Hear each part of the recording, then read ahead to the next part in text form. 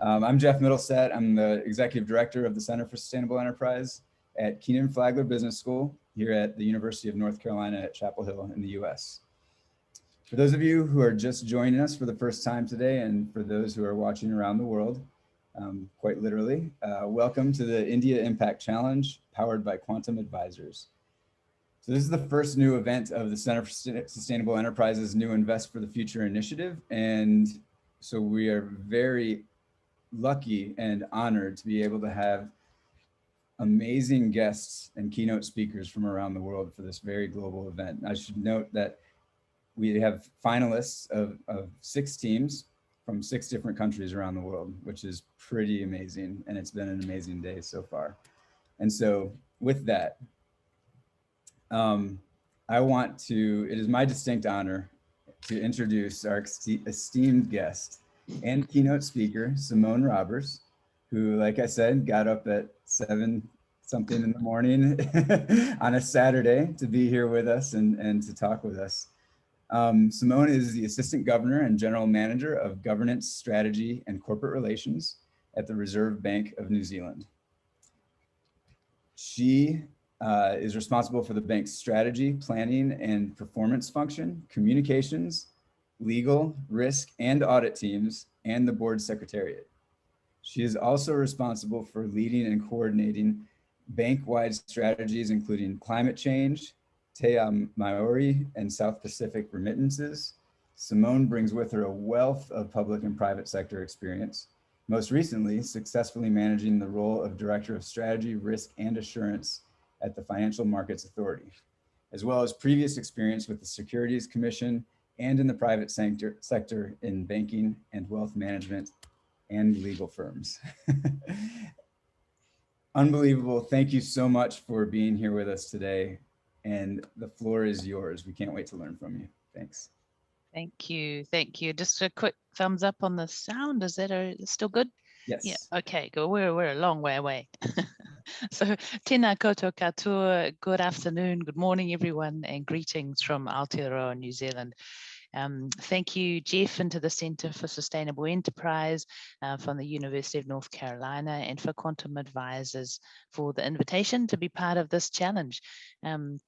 It is a pleasure and a privilege to be speaking on a far-reaching topic. It impacts all our lives, all our nations. The impacts of climate change are highly interconnected by nature to many of our environmental and social issues. So it's fitting we're all here from different areas of the globe, connecting with one another. So I'd like to acknowledge and congratulate the student teams from all over the world participating in this competition. The impacts of climate crisis are undeniable. It's clear that those who will ultimately bear the brunt of it are our younger generations. So it is really heartening to see you coming together with your fresh ideas and your brilliant strategies to help tackle climate change. With your actions, you give us hope that there could be a brighter climate future. So heartfelt thank you for all your efforts and thinking about this challenge. The climate change is a collective action problem. It does challenge us to work much more closely together. So today I'll outline a little bit about how New Zealand is contributing to international efforts. I'll also talk about why climate matters to us at the Reserve Bank of New Zealand, as well as our climate change strategy and our progress so far. Beyond our climate strategy, I'll talk a little bit about some of the broader pieces we've got going on to enable social cohesion and financial inclusion. The environment and the economy are so interdependent.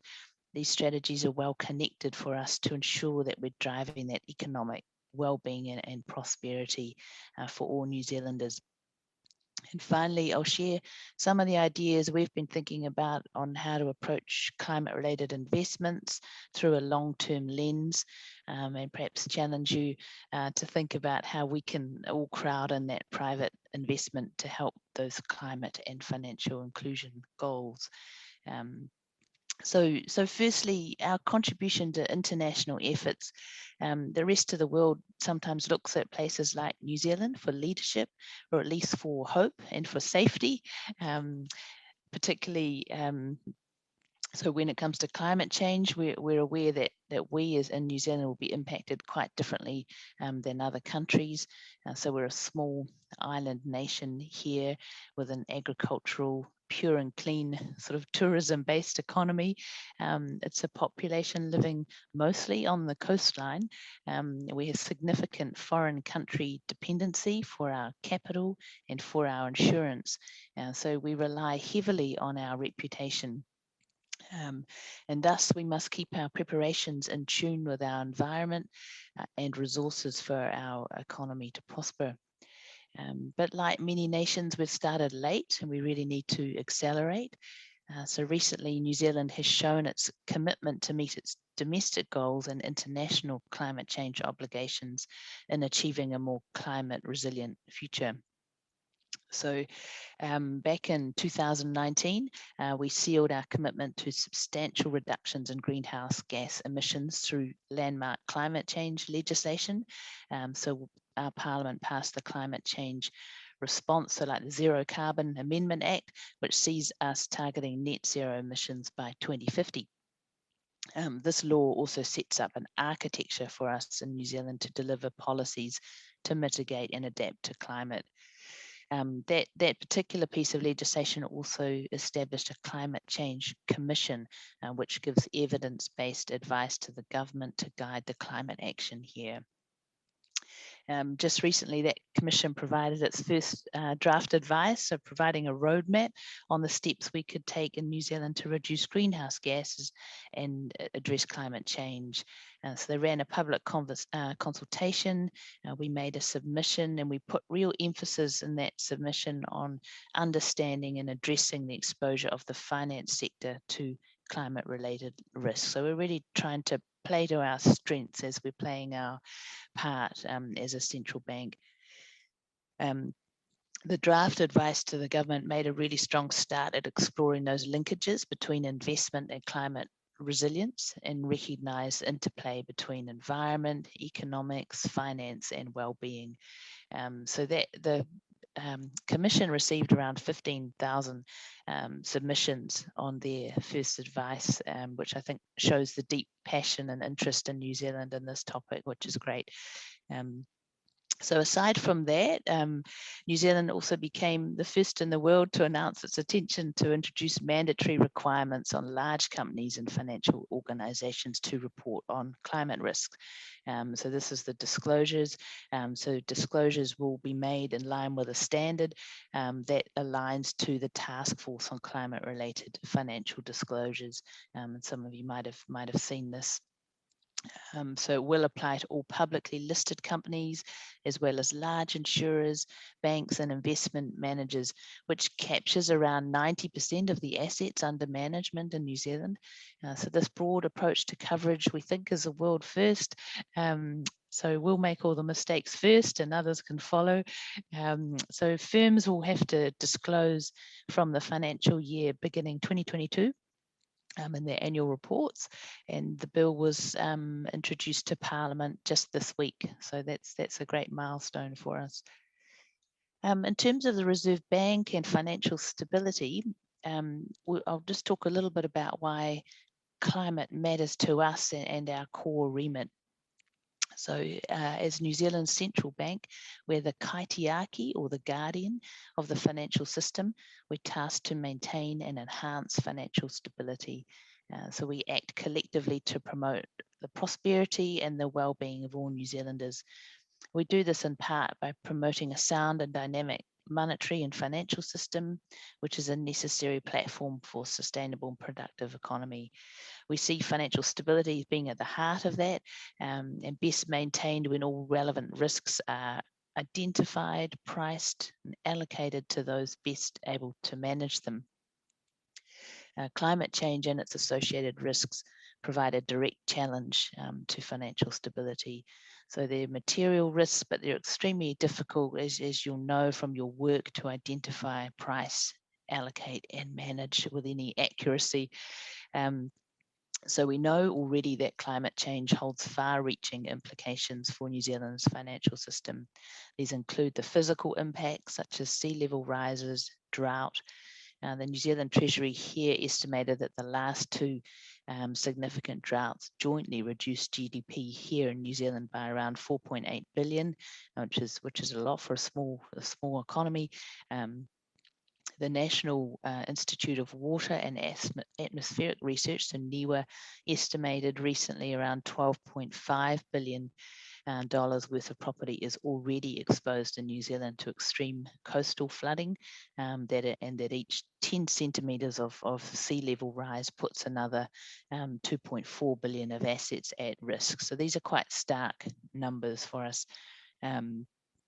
Aside from these physical risks, there are also transitional risks associated with the shift to a climate resilient economy, such as the impacts of flight shame or the accelerated pricing of greenhouse gas emissions.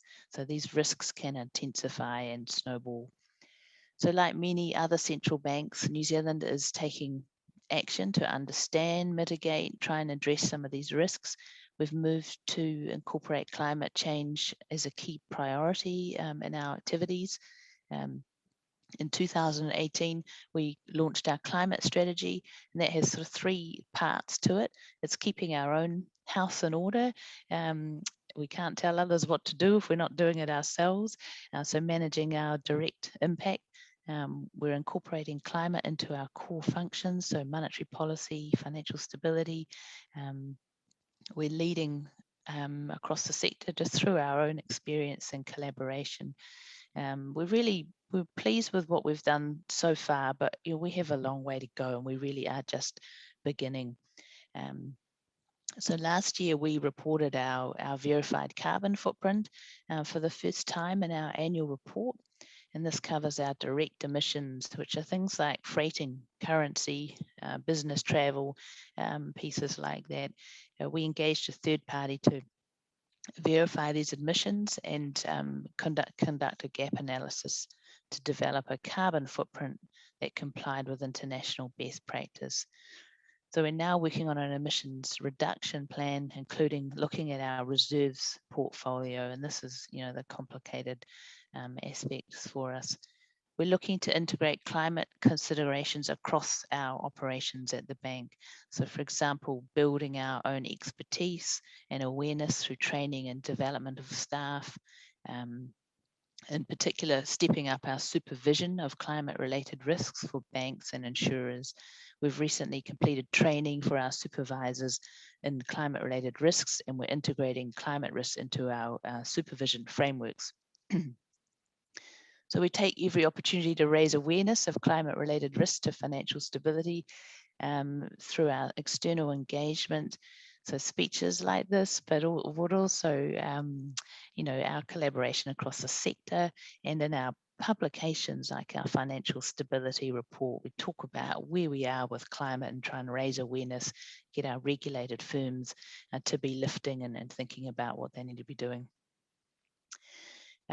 The other network that we're part of is the network for greening the financial system, which is around 89 other central banks around the world. It's called the NGFS, so the Network for Greening the Financial System. It exchanges experiences, it's building best practice, contributing to the development of the environment and climate risk management in the financial sector. So that network is crucial in helping build scenarios so that we're all kind of working on the same sort of base level. It will build taxonomies and practices for supervisors and central banks around the world. So that's a really neat resource if you haven't tapped into that already. So memberships and collaboration there provide us with that latest policy thinking and guidance on areas such as prudential supervision, macroeconomic research, analysis, and portfolio management. One of the benefits of international linkages like this is that they can lead to collaborated effort, potentially avoiding the loss of ground due to those conflicting approaches. So there's a lot going on here on the ground in New Zealand. We coordinate the Council of Financial Regulators. So those are all the financial regulators in the New Zealand system. We're trying to make sure we've got a responsive and coordinated approach. We're also contributing to the Sustainable Finance Forum and to the development of our first National Adaptation Plan. Excuse me. So there's a lot going on. But key to this is recognizing those interdependencies between our environment and our economy. So we're really pleased with our progress, but we know we need to do more and we need to go faster. So the other piece is we know that sustainability is much more than just about climate change. And so at the same time, we need to think about the other significant external challenges and opportunities that lie ahead as we work towards a more sustainable future. So this is economic prosperity, environmental sustainability, and social inclusion. This broad approach to cover, so the way we think about climate risk and the long-term and intergenerational impacts correlates to a number of our other current priorities that enable social cohesion and financial inclusion. All of these strategies support and reinforce each other. They share an emphasis on collaboration, on leadership and stewardship. Critical to our success in meeting our objectives as New Zealand's central bank is ensuring we drive this wider economic well-being for all New Zealanders. So when we're thinking about solutions for climate risk, we need to challenge ourselves to think across all of those dimensions, such as better food security, better health, better economic outcomes. So, for example, the Sustainable Finance Forum here in New Zealand, it's a voluntary partnership of private and public sector entities, and we're working to shift the mindsets and practices to more sustainable strategies for the environment, communities, and the economy to allow future generations to flourish. So the span of that forum covers finance, covers land and soil, fresh water, marine, and biodiversity. Beyond New Zealand shores, we're also taking a look at how to enhance and to reduce the costs of remittances in the Pacific region. And these are our neighbours, very close to us, and we have really close ties. So we've established the Pacific Remittance Project along with the Reserve Bank of Australia to address the challenges facing remittance services in the Pacific region. We're working with both domestic and international stakeholders to develop guidance and work with remitters in the Pacific region to help them become more compliant with regional legal obligations and maintain critical banking relationships. We're also aiming to share what we're learning through our global connections on climate-related strategies. So the South Pacific nations are really at the forefront of physical impacts of climate change. So by playing our part to ensure they've got a resilient finance system, we hope to ultimately promote confidence in the region. And that's critical so that the long-term funders into that region remain committed. So that helps their investment in those climate resilient critical infrastructures in the South Pacific region. So it's really important work for us. We're also drawing on our unique and significant heritage here in New Zealand by referencing and exploring how the Māori culture and Māori businesses operate. So specifically, we know that Māori businesses here, their time horizon is intergenerational. Their practices are inherently sustainable and with a view to preserving assets for the generations yet to come. So there's a lot we can draw on from our own Indigenous people. So the cultural landscape we understand in India and what you've been looking at is much more complex, but it is essential to reference back to these foundations and these values. For us, it empowers us to take a long-term view of our core mandate to promote the well-being and prosperity of all New Zealanders. Again, we know we're at the beginning, but we are committed. We've recently been working with the Central Bank of Canada, and we've started a central bank network for Indigenous economic research and discussions, and we will be including other central banks in those discussions. So very important to have that global perspective. We're all grappling with the same things, but drawing on our own people and our own values here in New Zealand is incredibly important. So let's just come now quickly to what you've been all looking at, which is the role of finance as an enabler of change. So these are not small challenges, and they require transformational change. The finance sector has a really key role to play.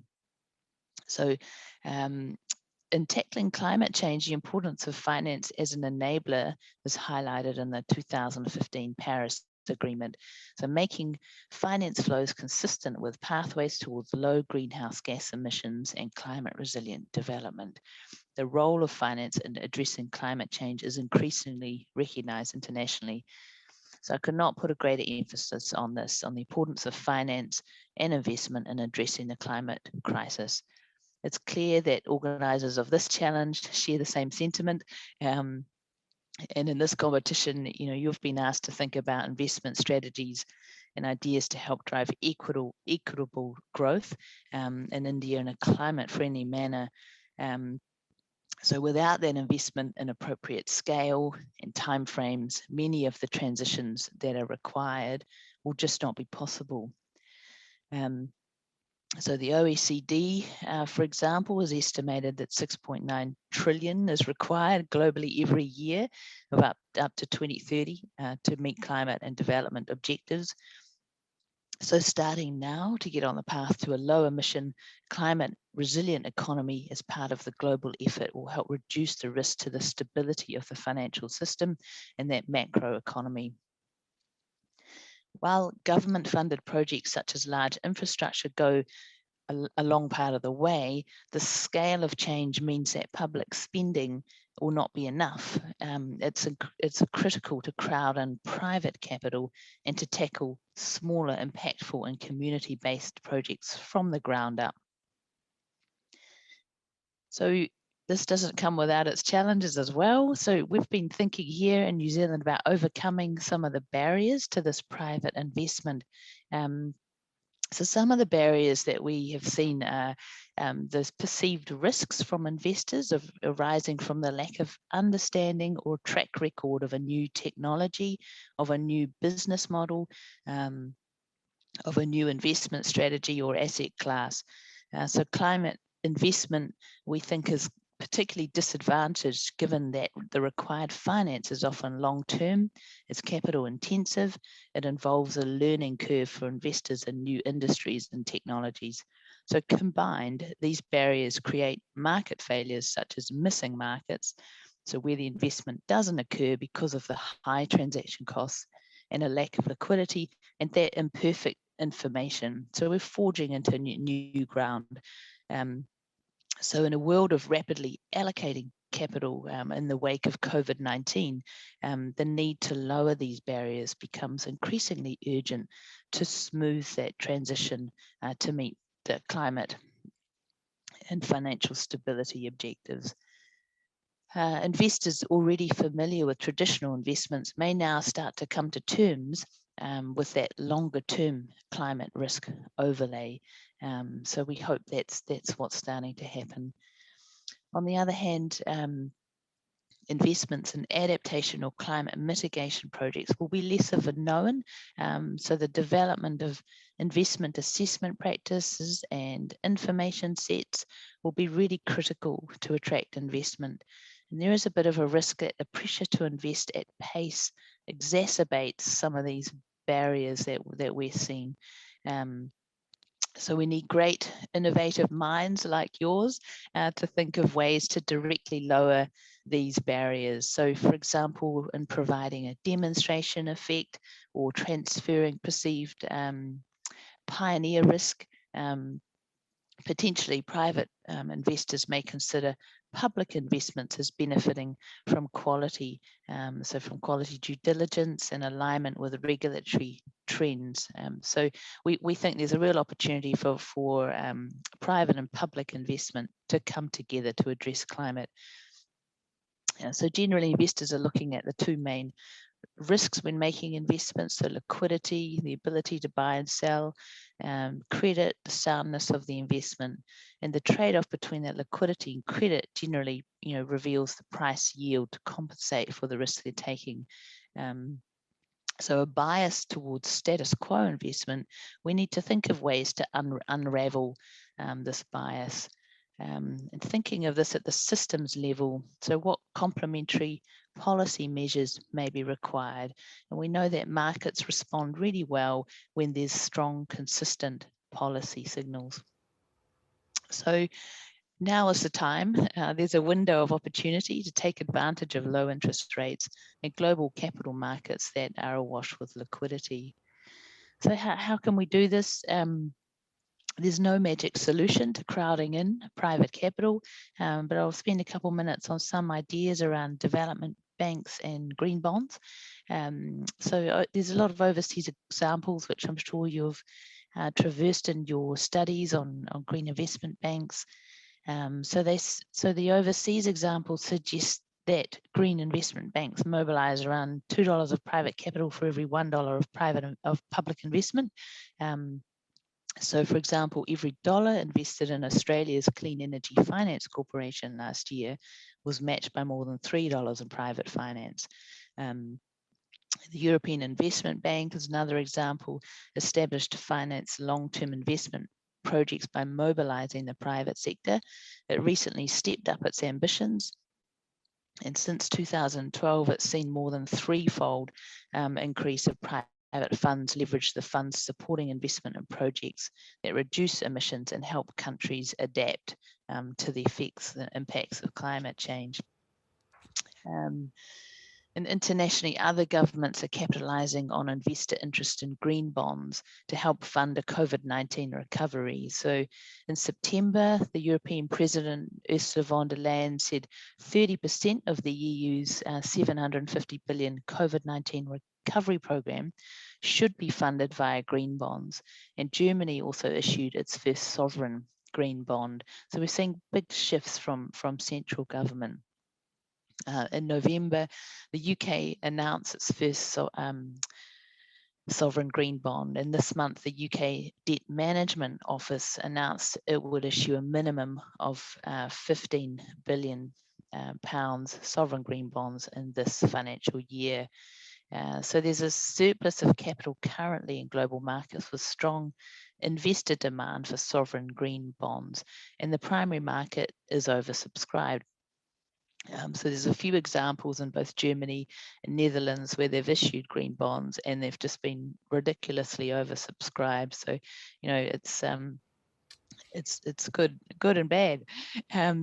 So in acknowledging many of the impacts of climate change may fall more heavily on already disadvantaged groups in our society, it may be possible to develop bonds with the twin mandate to meet climate and financial inclusion goals. And, you know, this could help drive some changes at a micro business or household level. How we going there, Jeff? We are up on time. Yep. Okay. All right. But there were a couple questions that came in already. Yep. And so I think we have time for one of those. Maybe two. Go for it. Go for it. So the first question that came in is, what are the consequences for those companies? So this is about the disclosure legislation. What are the consequences for those companies who do not disclose or do not hit goals when the requirements are in place in 2022? Yeah. So that's a good question, and the standards are still being developed that sit behind those disclosures. So we'll have our financial markets authority here in New Zealand that has the ability to fine. So they'll be overseeing the regime basically. So they'll have the ability to fine and penalize companies for that. I sense there'll be a real kind of naming and shaming aspect to this new regime. Everyone will want to be on the forefront. So, yeah. Fantastic. So, and I'm going to combine two questions so that we can get this last question in, but answer two of them, hopefully in the same time. So this competition is global, as you mentioned a few times. You mentioned the Network for Greening the Financial Sector and how that's a global partnership. And we have students here from around the world who are competing. So to combine two questions together, what are some of the opportunities and barriers related to working globally, across boundaries, across countries, across cultures? And what would you tell students to concentrate on if they want to explore a career path in trying to work on this globally?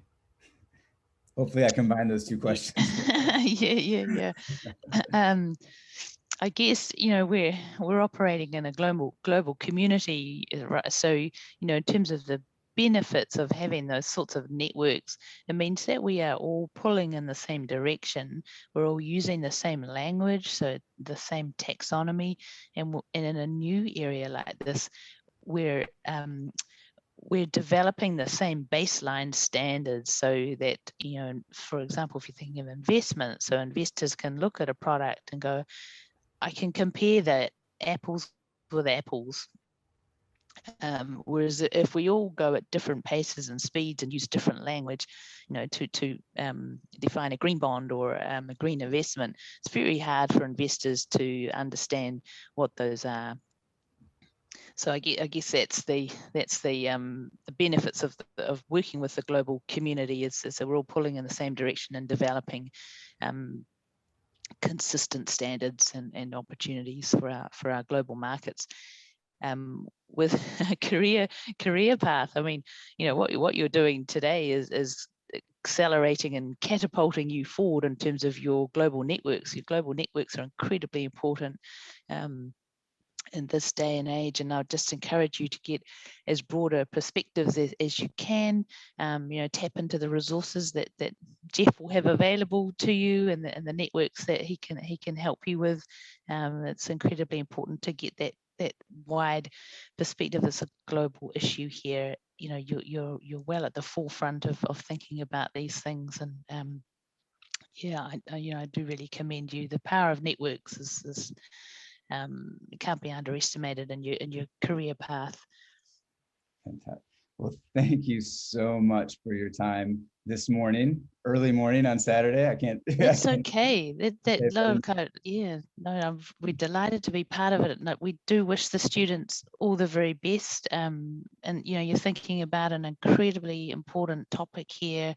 We hope you've enjoyed the challenge, and we wish you all the best for the rest of the competition. Thank you so much. And you're more than welcome to stick by for a second if you want, because we're about to announce the finalists. Thank you. Thank you, Jeff. Sweet and bitter at the same time. All right. Good luck all. Thank you. Thank you.